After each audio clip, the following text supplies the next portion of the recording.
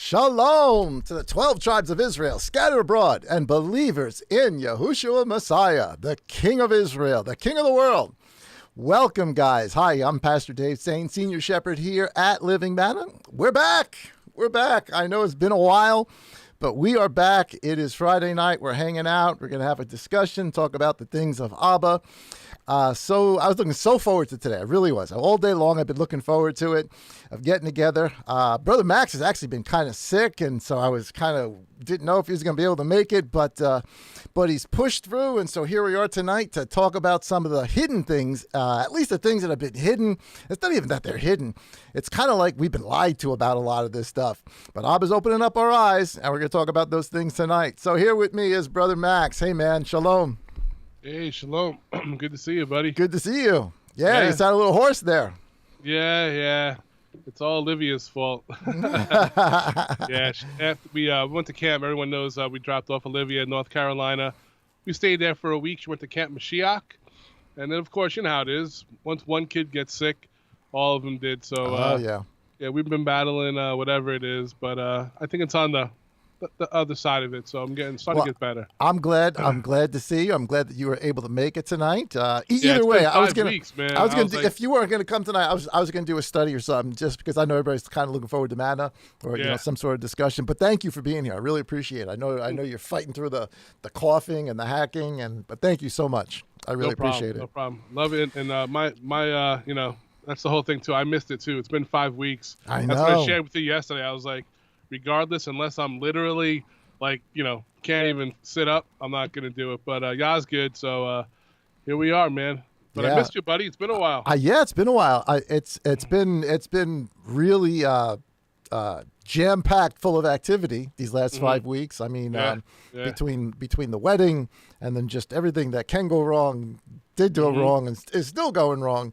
It's been pretty crazy. In the meantime, just been preparing and trying to study up and get ready for our upcoming seminars at the end of this month.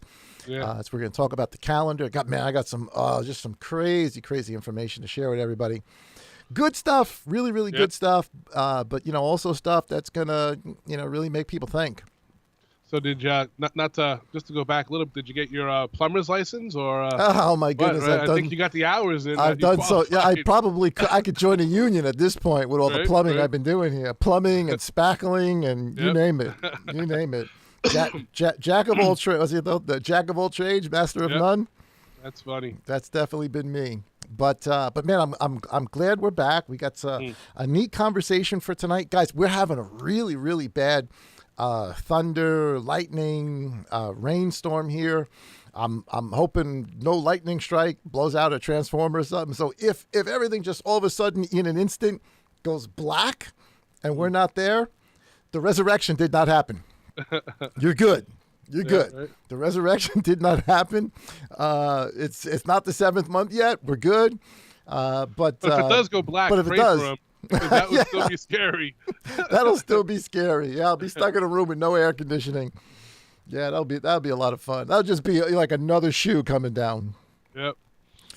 But anyway, we got tonight is gonna really sort of, and we've always kind of done this, trying to connect the different mannas that we do to whatever the message happens to be or whatever Wednesday happens to be, all sort of trying to follow the same thing. But really, everybody, tonight, you can sort of think of tonight, it's almost an introduction to tomorrow's message. It's really almost a two-part thing. The title for tonight, if you guys checked it out on YouTube, and don't forget, if you are on YouTube, please don't forget to subscribe.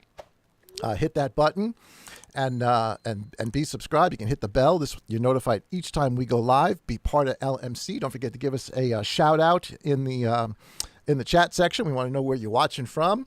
If you watch this live, or even if you watch it later on, you can give us a shout out in the comment section. But thank you so much for being part of what we do. We really, really appreciate that, being part of the conversation. Got questions and stuff like that, shoot them out to us. We'll do our best. If I can catch it on the screen, if I see it come up, we'll maybe try to tackle it. If not, we'll try to get back to you another way. Okay, with that, take a look at it the next day too. So yeah, well, I mean, I'm trying to keep an eye on it as people are jumping on now. Get everybody saying hello to everybody tonight. Man, times just flew. even though it was like almost 6 weeks. Yeah, 5 weeks. It's been 5 weeks. The time just sort of flew by. But I got so many different topics, so many different things I want to share. Different things that have happened. Oh my goodness! Right? Oh my goodness. I don't even know. Have they started the attack in Israel yet? I mean, I know they're talking about. I don't know if Iran actually pulled the trigger, so to speak, but I know that Hezbollah has been launching rockets and that's like every day. Every day they're doing that. And of course, they're trying to overwhelm the Iron Dome so that when the big stuff comes in, they don't have enough to protect it.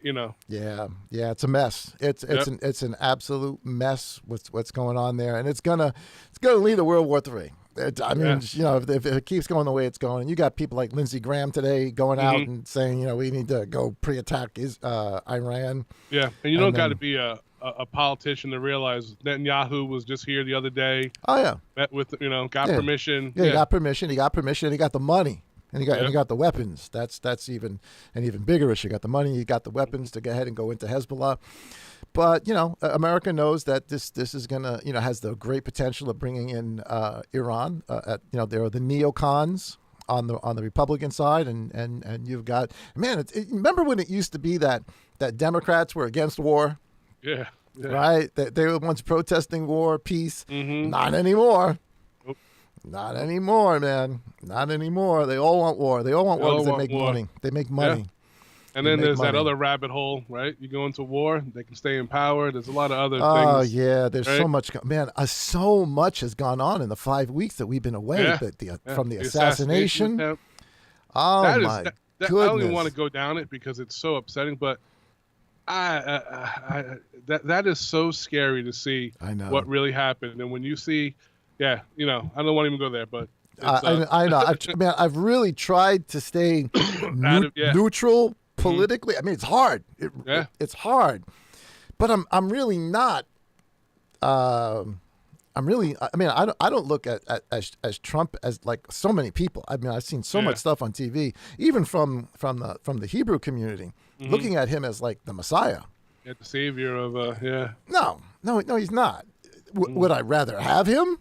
Yeah. I'd rather have his policies. I mean, honestly, I like his wit. It's New Yorker. It's like watching. It's like watching a show. With him. It's like watching The Apprentice, right? You want to see who's going to fire next. Yeah. It's a big show, but he's not the answer. Nope. He's not the answer, and honestly, humanity is going to just continue down this road. This whole concept of self-governance, I think, is a lesson Abba's teaching us that we cannot self-govern. The heart of man is just so wicked and just so dark. We cannot self-govern. And you may say, well, America's probably the best self-governing entity that there's ever been on the face of the planet. And look at how dark we are. Yeah. Look at what we're pushing. Did you see the stuff with the Olympics today or yesterday? Oh, my. Well, first of all, just the whole opening of the Olympics, right? The whole transgender thing. And you got all sort of Christianity getting all upset, saying it's the Last Supper. And I know you had some insight on that, but it's not. I know it's going to tick people off because you look at that and you say, oh yeah, that's a slight against Christianity because it's the Last Supper. It's not the Last Supper. Nope. And that's the and actually it's actually worse than that, right? Because really what they were reproducing is the dinner of the gods. Yep, the table. Yeah, the table of the gods, dinner of the gods. Yeah, Zeus and Hercules and all the pantheon of Greek gods because it's the Olympics. Yep, the wild orgy. And in Greece they did that. There was the wild orgies. There was sex with kids. I'm about to say the disgusting part was that was the whole thing with the kid. People are like, well, why was there a kid at the Lord's Supper? It wasn't the Lord's Supper. It wasn't, but. Here's the kicker, man. Here's the thing that should really make you think. The whole Da Vinci painting is because paganism entered into the faith. Yep. And so what he actually paints is the supper of the gods. Yep. It's not the memorial meal prior to the Passover.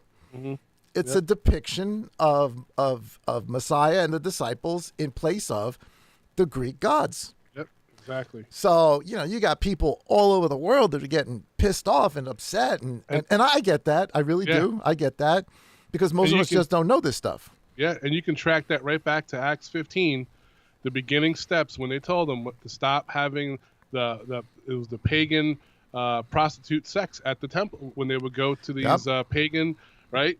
Yeah, synagogue, whatever you want to call them, temples. We're gonna touch on Acts 15 a little bit tonight. I hope as we get through this, but yeah, man, it's just it's crazy what's going on. How far and how bad things have gotten.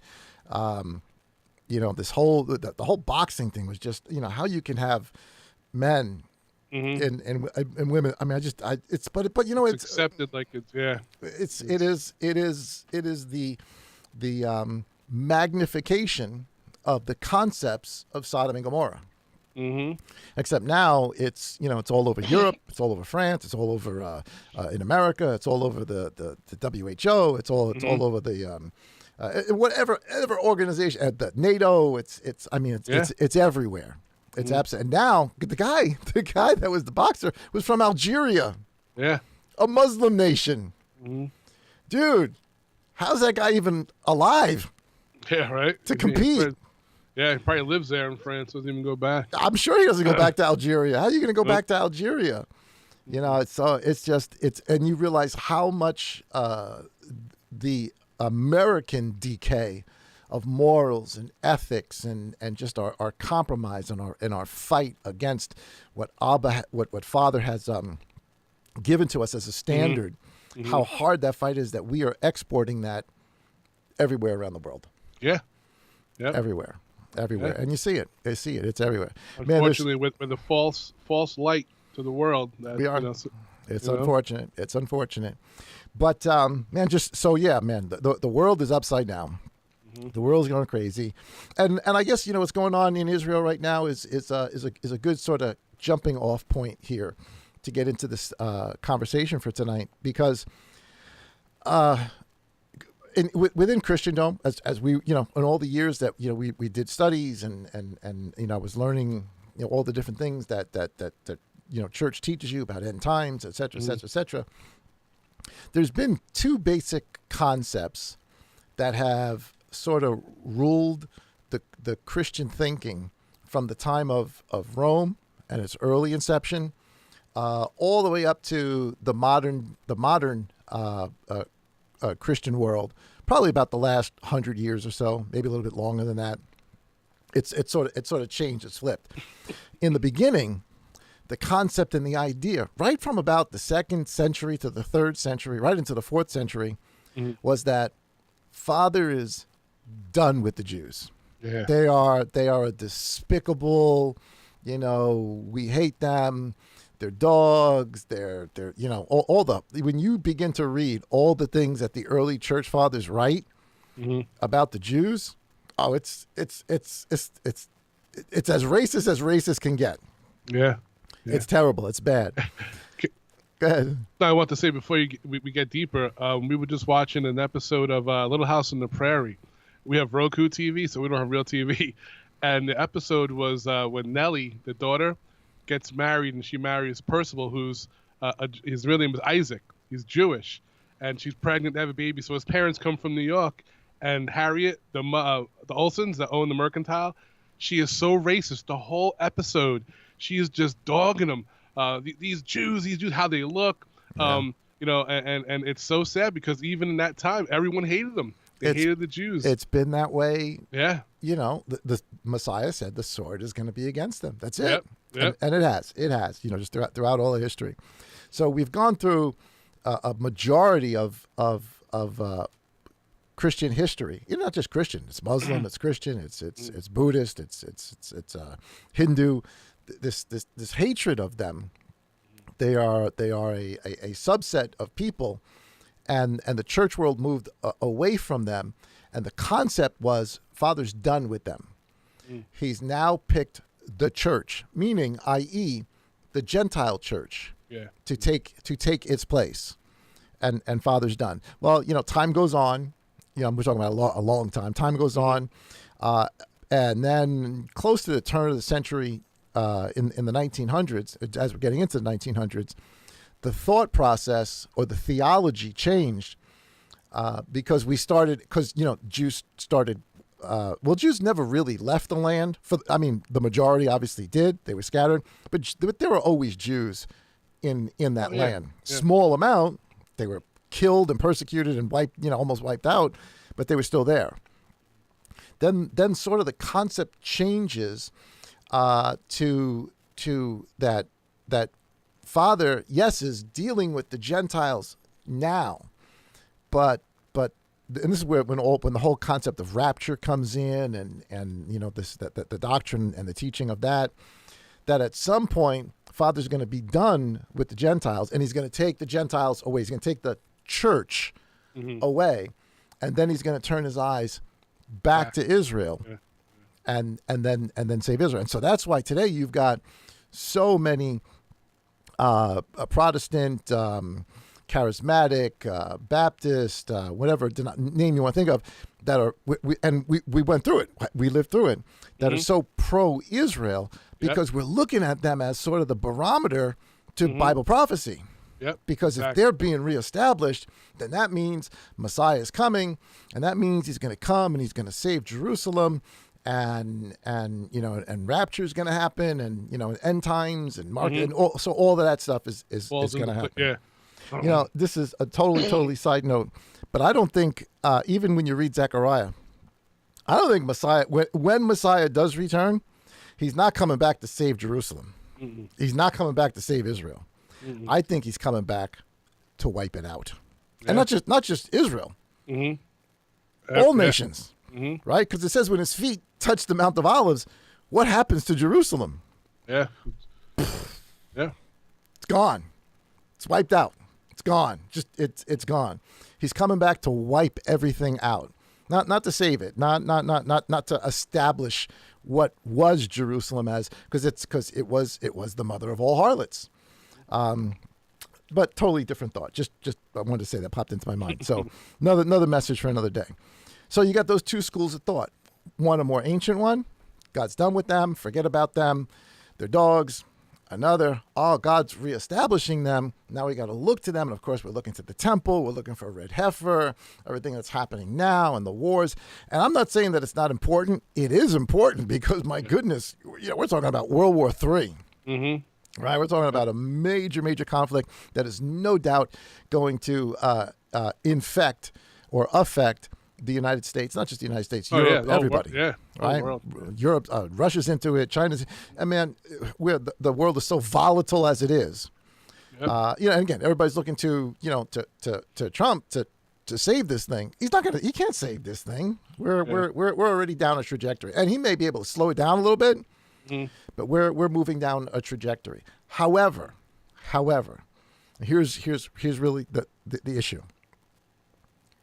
We look at the people that are called Israel today in the land, and we have assumed, incorrectly, I might add, we just have assumed that they are correct on all the things, or a lot of the things that they do, whether it be Sabbath, whether it be festivals, whether it be feast days, and that because you read, it says, he chose that group of people.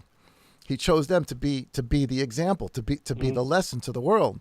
And so the world is waiting for, or the bulk of the Christian world is waiting for the Jews to open up their eyes. And there's no doubt over the last 2 millennia, many Jews. I mean, the thing started off with Jews. It was all Jews, right? The first 40-something years, it was all Jews. The disciples were Jews. But the question is, so if the first concept is true, that Father's done, right? Father's just done with the Jews. It's all about the church now. Or even if the second thing is right, that, yes, it's still all about the church right now, but Abba's not done with the Jews. He's going to, at some point, restore them. There's some problems with this. Major problems. And I think one of them, or one of the most, at least, obvious to me, comes, and it's in a couple of different places. We're just going to take a look at the book of Jeremiah. Here's Jeremiah, and we've read these verses. I can't tell you how many times. Yeah. You know, Yep. right? Dozens. And yet, this is Jeremiah talking to Judah, right? This is the whole title for tonight is Judah, Mhm. about the coming destruction of the temple. Nebuchadnezzar's coming. He talks about the eventual, in the end, destruction of the temple that Messiah talks about, and that happens, of course, in 70 A.D. But he also says the following words: "See, the days are coming, declares Yahuwah, when I shall make a renewed covenant with the house of Israel and the house of Yehudah, not like the covenant I made with their fathers in the day when I strengthened their hand to bring them out of the land of Egypt, my covenant which they broke, though I was a husband to them, declares Yahuwah." So, first of all, just right off the bat, here's the problem. Here's the problem. Who is the renewed covenant made for or made with? A renewed covenant. Sorry, I don't know why that keeps happening, but here we go again. I got to get this program down pat. I just can't do it. A renewed covenant with the house of Israel and the house of Judah. Mhm. All right. Who is the new covenant made with? Yep. The house of Israel and the house of Judah. Mhm. But it's not going to be like the covenant made with their fathers in the day when I strengthened them, when I took them out of Egypt. So that's the parable. That's the parallel. That's the teaching, right? That's the earthly example, and of one Passover to get them out of Egypt, Messiah being the Passover, but it's for a much bigger thing. So anyway, verse 33 says, "For this is the covenant that I shall make," and again, he declares it again. So when you take the house of Judah and you put them together with Ephraim, or the house of Israel, together they are called the nation, or the house of Israel, the nation of Israel. And so from a Jewish perspective, now because we've got the sort of the Catholic throughout most of the history of Christendom, and then you got the more Protestant evangelical views, more modern views of what the story is. But then if you look at the Jewish views of all of this, their view is, well, Father is going to bring us back to the land. He is going to restore us back to the land, Judah, that is. And at some point, Ephraim, the lost tribes, are going to be also brought back in. And they're gonna come, and they're gonna be part. And I get why when you read it, it kind of sounds like that. That at some point, and when we say Ephraim, well, most of the time, at least in the modern sort of Hebrew roots kind of thinking, people are saying, well, that's the Gentiles, right? That's the Gentiles who are the Jews who are scattered amongst the nations. And I get that thinking, but I think Abba's ways are higher than our ways. His thoughts are higher than our thoughts, right? And I think we are thinking too low. I think I think we're not even close to the same level yet. So anyway, so the Jewish concept then is, well, Judah will be established first, and then Ephraim at some time will come, and then they'll be united. Ezekiel, yeah. We'll get into Ezekiel in just a second. So he says, so what's Abba going to do? What is Yahuwah going to do? "I shall put my Torah in their inward parts and write it on their hearts. And I shall be their Elohim, and they shall be my people. And no longer shall they teach each one his neighbor and each one his brother, saying, Know Yahuwah. For they shall all know me, from the least of them to the greatest of them, declares Yahuwah. For I shall forgive their crookedness," their sin, "and remember their sin no more." Sort of said it twice, but verse 35, "Thus said Yahuwah, who gives the sun for a light by day, and the laws of the moon and the stars for a light by night." Hold on a second. What? The covenant is attached to the sun, the moon, and the stars. All three. All three. "Who stirs up the sea and its waves roar. Yahuwah of hosts is his name. if these laws, what laws? The laws of the sun, the laws of the moon, and the laws of the stars, all three working together. If these laws vanish from before me, declares Yahuwah, then the seed or the children of Israel shall also cease from being a nation before me forever. Wow. That's big, huh? So if the testimony of the sun, the moon, and the stars is to end, then there is no more house of Israel. Yep. Well, the testimony of the sun, the moon, and the stars has not ended. It's been darkened, right? Which Revelation tells us it's been darkened. The sun has been darkened. The moon has been darkened. The stars has fallen from the skies. We've lost a lot of that information. But has Abba forsaken the house of Judah and the house of Israel? Well, ask early Christianity, and they say, yes. Yep. Yes, he picked us. We're the other nation, right? He's done with them. Yeah. Dispensationalism. Ex-modern Christendom, and they're like, well, yes, he's picked us, but he's not done with them yet. Ex-Jews, he's never been done with us. Yep. He's never been done with us. This is all part of the process, and he's going to restore us, and he's going to bring Ephraim back, and the Mashiach's going to come, and everything's going to be good. And again, and this is just another message, what's all this connected to? The sun, the moon, and the stars. Yep. So long as that law is there, as that remains, then his covenant with the house of Israel and the house of Judah remains. There will always be a house of Israel and a house of Judah, or a nation of Israel. Okay, problem. There has not been a nation of Israel. Not in the sense that we think about it today. Right? So is there obviously a nation of Israel today? Yeah, it's in the Middle East. You know, they're on the cusp of World War III right now. Yeah, it is. The question is that the Israel he's talking about? Is that the Judah he's talking about? Or are Abba's thoughts higher than our thoughts? They're higher. And his ways higher than our ways? I think the whole story of the establishment of the covenant with Moses is a pattern for the world. Right? So we gotta learn from the pattern. Abba has taught us how to worship, when to worship, what days to worship, how to use the sun, the moon, the stars. And then he established a covenant for the house of Israel, the house of Judah, that does not end. It's huge, it's big. Yeah. And it's going to affect everything. But history, as you look at history, there's no doubt that the house of Judah ended. The house of Israel ended before the house of Judah. The house of Judah ended. The Jews were done. 70 AD, yeah. How many die? How many go into slavery? They're almost wiped out. But then, less than 100 years later, all over again. All over again. This time they're wiped. This time it's for good. This time they are scattered all over the world and hated and despised.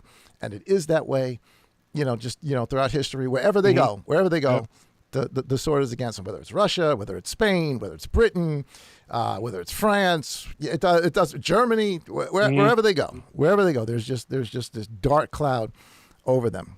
Why? Well, let's jump into, what is it? Let me get to Matthew chapter 21.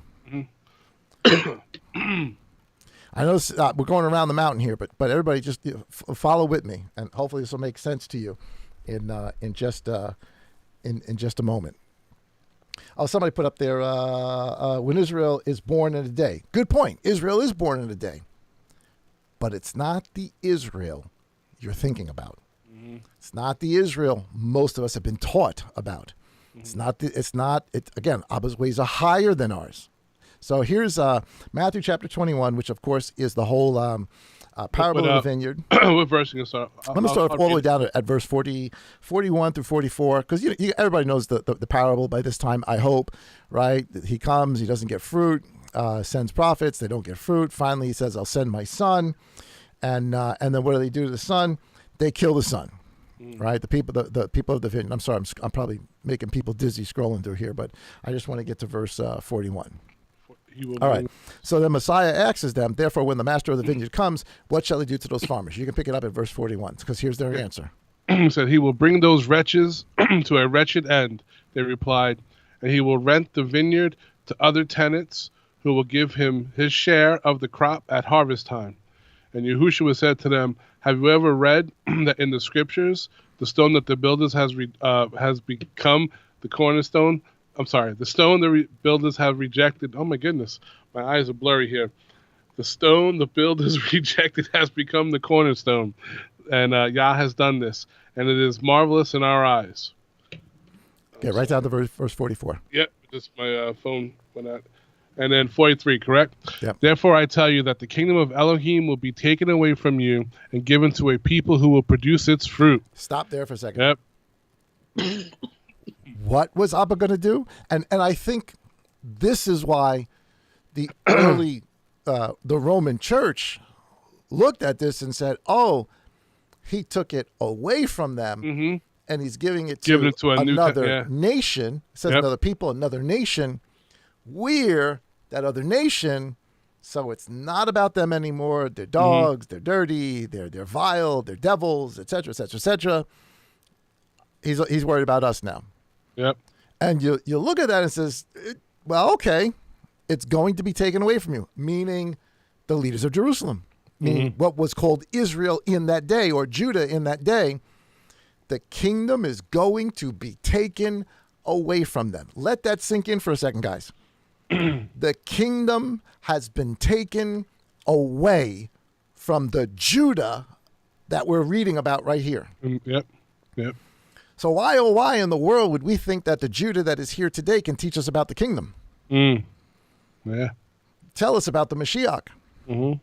That's a problem. Yeah, and all through Scripture, they never were. They never did, you know? "And he who falls on this stone shall be broken. But whoever it falls, he shall be pulverized." And the chief priests and the Pharisees, having heard his parables, knew that he was speaking of them. Now, obviously, the chief priest, and said after the temple is destroyed, the priests are gone, right? The priesthood is gone. The Levitical priesthood is gone. But who does remain? The Pharisees. Pharisaical Judaism remains. It's still here today. The people that are here today are the descendants of these people.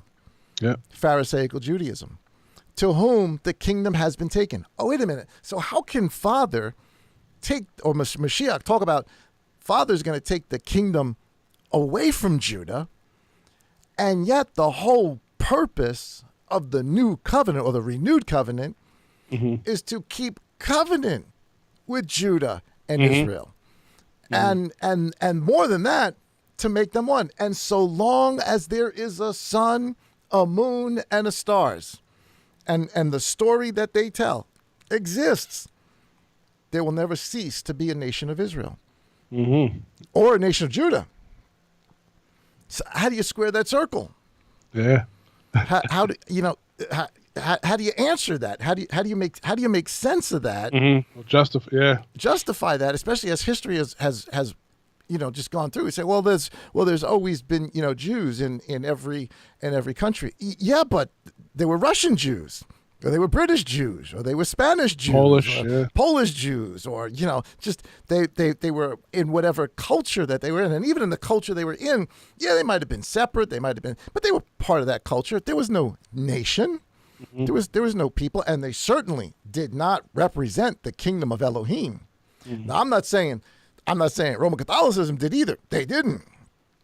But so how do you figure this? Because the promise winds up being in Ezekiel chapter 35. I think you mentioned that a second ago. We'll jump there. Phenomenal chapter, and I could see why. Many of our not 35, 37, Ezekiel chapter 37. Many of our Hebrew brethren today look at this chapter and they take it for literal, right? Their eyes are lower, their thoughts are lower than Abba's thoughts. Abba's thoughts are higher. This is bigger than just establishing an actual physical nation here on earth. This goes way beyond that. Here is Ezekiel chapter 37 and verse 15. Again, I'm sorry for making everybody dizzy with all of this. It said, and the word came to me saying to Ezekiel, and you, son of man, take a stick for yourself and write on it, a tree, a branch, for Yehuda, the Jews, and for the children of Israel, his companions, 2 different nations. By the time Ezekiel's writing this, there is no Israel. Israel's gone already. Yeah. Yep. For Yehuda and the children of Israel, his companions, then take another stick and write on it for Joseph, the stick of Ephraim, and for the house of Israel, his companions. So you've got Judah and you've got Israel or Ephraim. Ephraim is just another name for Israel. Then bring them together for yourself into one stick, and they shall become one in your hand. And when the children of your people speak to you, saying, won't you show us what you mean by these? Say to them, thus said the Master Yahuwah, see, I am taking the stick of Joseph, which is in the hand of Ephraim, and the tribes of Israel, his companions, and I shall give them unto him with the stick of Judah. So the stick of Israel and the stick of Judah are to be put together. Now, we're just talking about Judah today, right? We got tomorrow. Yeah. We're just talking about Judah. They shall be one in my hand. And the sticks which you write shall be in your hand before their eyes. And speak to them, thus says the Master Yahuwah, see, I am taking the children of Israel from among the nations. Hold on a second. Yep. Hold on a second. Where is he taking the children of Israel from? The nations, yeah. From among the nations, wherever they have gone, and shall gather them from all around the world, and I shall bring them into their land. So modern Jews are thinking, okay, we're scattered everywhere. He's going to pull us out of there, and he's going to bring us back like he did in coming out of Babylon. That's the type. That's the shadow. That's you thinking low. You got to think higher. You got to think bigger. And I shall make them one nation in the land on the mountains of Israel, and one sovereign, one king shall be king over them all. And let them no longer be 2 nations, and let them no longer be divided into two kingdoms. So there's a king who unites the house of Israel and the house of Judah in covenant that we just read in Jeremiah 31. Yep. That makes them one people. And somebody just quoted. Somebody said, in one day. In one day he does this. This is not 1948. This is not whatever the day was in 1948. That's not what it's talking about, because that wasn't the joining of 2 sticks in one day. Because it's got to be the house of Israel and the house of Judah being brought together. Who's the king? Yeah. And what will the house of Israel and the house of Judah no longer do? This is what you were just mentioning.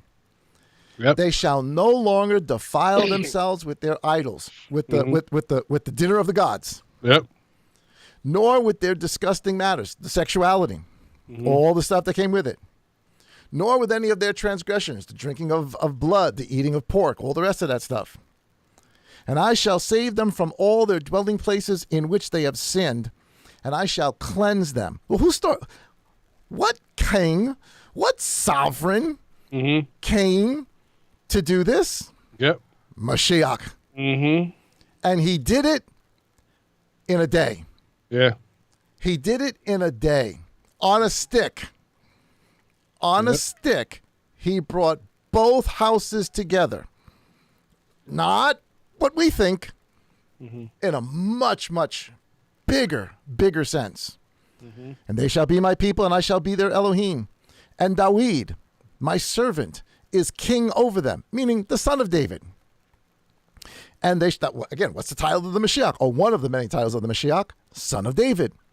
And they shall all have one shepherd, and walk in my right rulings, and guard my laws, and shall do them. And they shall dwell in the land that I have given to Jacob my servant, where your fathers dwelt.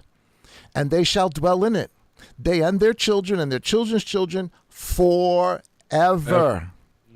And my servant David shall be their prince forever. So the covenant that Jeremiah tells us is a renewed covenant made with the house of Israel and the house of Judah is done in a day by Abba through the Mashiach on the stick, on the tree, in his sacrifice. In a day, he reunites. He takes the kingdom from what was Judah of that day, and he reunites the house of Judah and the house of Israel. Yeah, that's why it specifies as covenant. in the end of it, wood.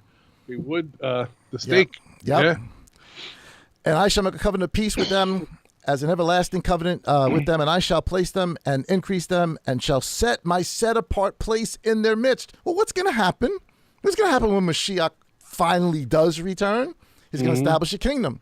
And what happens after that? New Jerusalem comes and settles down, and the temple will be here. Abba's dwelling place will be in our midst. And my dwelling place shall be over them, and I shall be their Elohim, and they shall be my people. And the nation shall know that I, Yahuwah, am setting Israel apart when my set-apart place is in their midst forever. All right, so how does this actually, again, we haven't squared the circle yet, but how do you square this circle? This process, we are not looking for this process to happen in the future, looking at what's going on in the Middle East right now. This process began 2,000 years ago. It began 2,000 years ago. Well, man, it changes the whole story. Yeah. It changes the whole story. So here is Romans chapter 2. It should be really, really familiar to everybody. 29. Romans chapter 2. And here's Saul talking to both Jew and Gentile. Romans chapter 2, verse 25. 29. Yeah, we'll start at verse 25, just to get a little context here. Okay. I hope everybody's following me on this. I hope everybody's following me. I got that frog. I can read now. Ready? Okay, go for it. Verse 25. And I'm reading from the NIV just to show everyone it's the same, just a little bit different. All right. Circumcision has value if you observe the law, but if you break the law, the Torah, you have become as though you had not been circumcised. So then, if those who are not circumcised keep the law's requirements, will they not be regarded as though they were circumcised?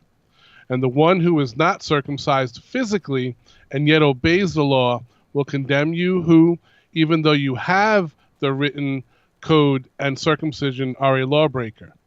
And verse 28, a person is not a Jew who is one only outwardly, nor is circumcision merely outward and physical. No, a person is a Jew who is one inwardly. And circumcision is circumcision of the heart, by the Spirit, not by the written code. Such a person's praise is not from other people, but from Elohim. Hold on. Yep. Who is a Jew? Is Judah. Yeah. Abba, through the Messiah, took the kingdom away from the priest, the scribes, the leaders, the kings, the royals, the Sanhedrin of Judah, and gave it to another nation. What nation did he give it to? The Judah of the heart. Of the circumcised heart, yeah. In a day. Yep. In a day. And we'll talk about it more tomorrow. We just don't have time to talk about it today. Same story with Israel. We'll talk about them coming together tomorrow. But hopefully you guys are following us here. Saul saying, so who's a Jew? The word Yehuda, Jew, means to praise. It's the word yada, or yada, or Y-A-D-A, yada. And it means to praise, but it doesn't only mean to praise. So Saul is saying, who is a real Jew? I know this is going to be offensive. There's no way to get around this without it being offensive, because we're so stuck in either that early Catholic mindset or the more modern version of dispensationalism, or in the Jewish version of, everything that's happening is happening to us, and we are the people of the covenant, when Messiah distinctly told us, I took it from you. And yet Father tells us there will always be a Judah, there will always be an Israel. How can there be? Saul tells us. Saul tells us. Who's a Jew? Who is Judah? A Judah is one who is, here it is, whose praise is not of men, but from Elohim. Because that's what Judah means. Praise. But it doesn't only mean praise. Here is, let me see if I can jump over here. Hopefully you guys can see this. Here's I know you can't see this one part. This is H3034. This is out of the Strongs. I know our pictures are blocking it, but you guys can look this up yourselves. Here's H3034. This is the root word for Yehuda. It is the word yada. And it means, yes, to praise. But look how many different words there are in Hebrew to praise. Barak, Hilul, Halal, Zamar, Mahalal, Saba, Siba. All these different words mean praise. But Judah, Yehuda, means something a little bit different than just praise. Yes, it means praise. But it means praise to give thanks, to confess, to thank, to make confession, thanksgiving, to cast, to remove, to cast out, to shoot, to be thankful. So it's not just give thanks. This has to do with your confession. This has to do with what you cast out. This has to do with what you remove. Here is just, man, this is just an absolutely mind-blowing verse. Here's, let's go back to the scriptures. Here's Matthew. We'll start with Matthew. There's two of them. Here's Matthew chapter 10. Matthew chapter 10 and verse 32. See what time it is? Okay, we got a couple of minutes. Here's verse 32. So do not fear. You are worth more than many sparrows, right? If a sparrow falls to the ground, Abba knows. But look at verse 32. Look at what the Mashiach says of himself. Everyone, therefore, who shall confess, Yada, Yehuda, whose heart is circumcised to confess me, the Mashiach, before men. Him I shall also confess praise before my Father who is in the heavens. But whoever shall deny me before men, has the people we call today Israel denied him before men? Absolutely. Absolutely. Him I shall also deny before my Father who is in the heavens. Do not think that I have come to bring peace on the earth. I have not come to bring peace, but a sword. So who is a Jew? Again, you got to think higher. Yeah. You got to have eyes to see this, ears to hear this. His ways are not our ways. What he did on Mount Sinai in the renewed covenant is not what he's doing in this covenant. This covenant is bigger. It's better. It's wider. It's not just about that group of people who came out of Built Egypt. on better promises. This is about the nations. This is about everybody. Because anybody, whether you were in the Torah and circumcised or not in the Torah and not circumcised, but you have confessed, you have yadad, you have praised him before men, you have confessed him, you have confessed Abba, you have confessed the Son before men. You are a Jew, which means in a day the Mashiach on the cross saved in the renewed covenant the house of Judah. And added to it day by day by day by day. What are you? What are we? Judah.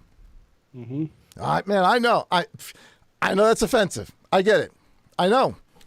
I get it. I know it is, because people are going to look at this and say, oh, no, that you're trying to take the place of Jews. No, I'm telling you, that's what he did. The story's bigger.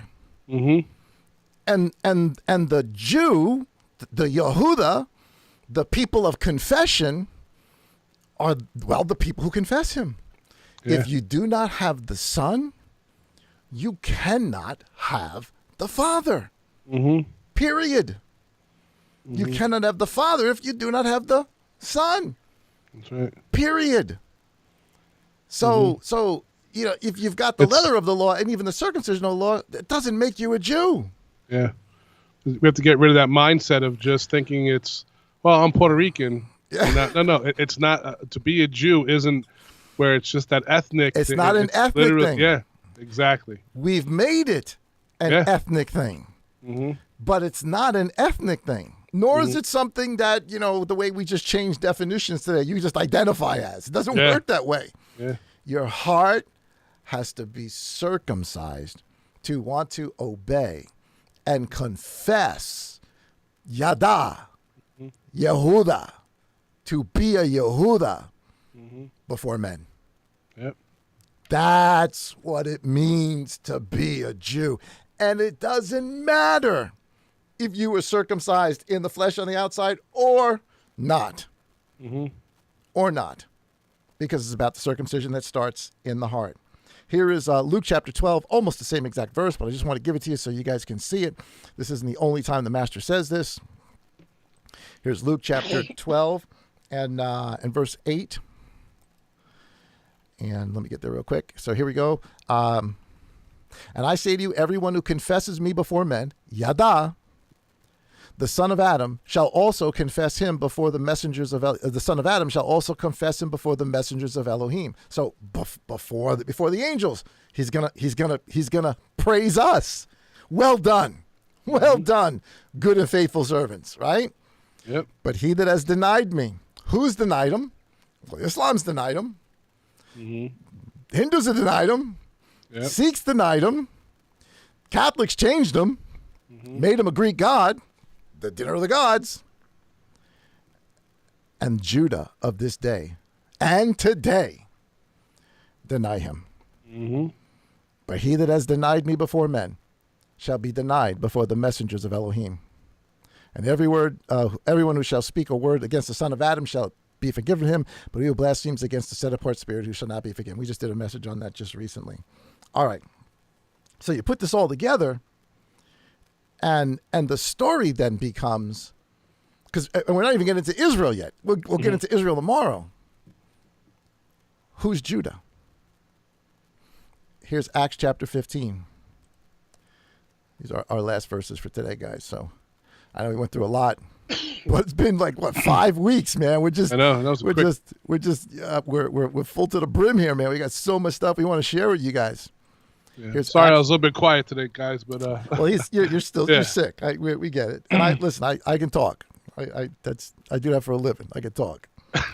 Acts chapter 15, verse 13. So this is the what do you do with the Gentiles who are coming in? Right? What do we do with them? Because their mindset was not what we're talking about yet. They didn't see all of this yet. It hadn't dawned on them yet how big and wide and amazing this is. But it was starting to dawn on them. It certainly, Shaul is one of the first ones who realizes this. Verse 13 says, and they were silent. Jacob, so they give their whole argument about the Gentiles coming to faith and what they got to do, etc., etc., etc. And they were silent. Yaakov answered, saying, men, brothers, listen to me. Shimon has declared how Elohim first visited the nations to take out of them a people for his name.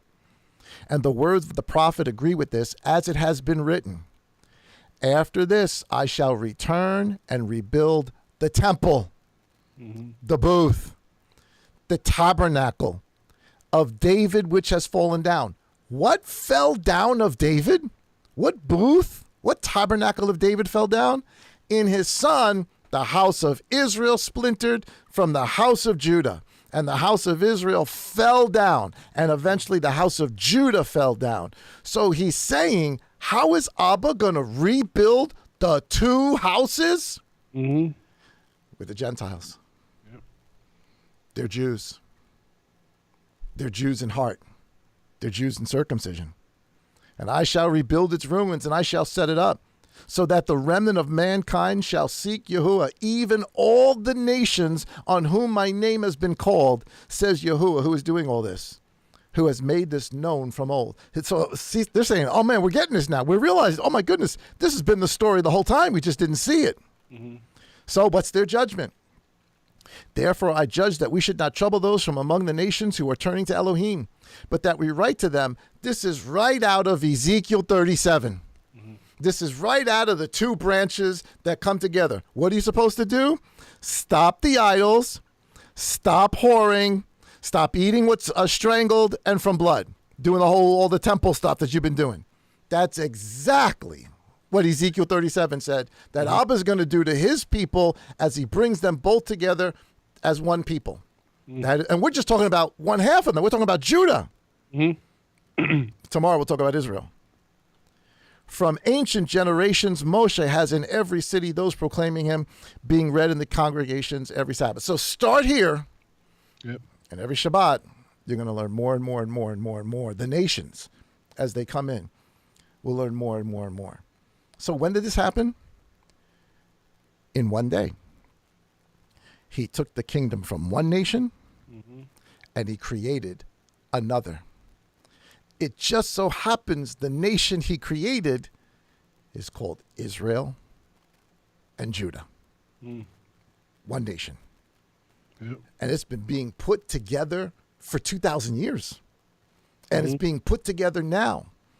And it will receive its king. And even though, people, because you read those verses and it says, well, it's talking about when Messiah comes. No, it's talking about now. Messiah is my king now. My heart is circumcised now. I want to obey his commandments now. I am a Yehuda now. Not just when he comes. I'm it now. This is what I'm doing now.